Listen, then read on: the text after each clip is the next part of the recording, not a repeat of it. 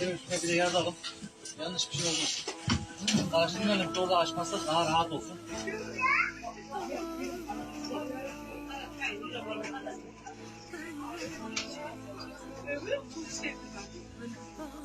Başlaydı o dönem.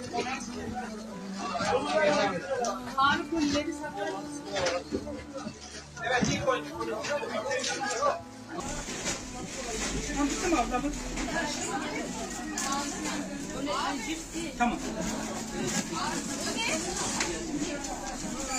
Sen yat üstüne. Sular dolduracaksın yat limbanına da. Bak onu yat. Boş koy. Al.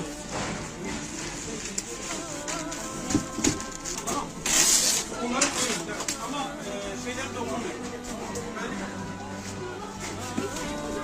Selam.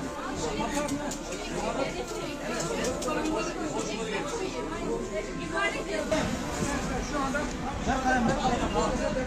deprem bölgede üyelerimize inşallah bu üyelerimize gönderiyoruz.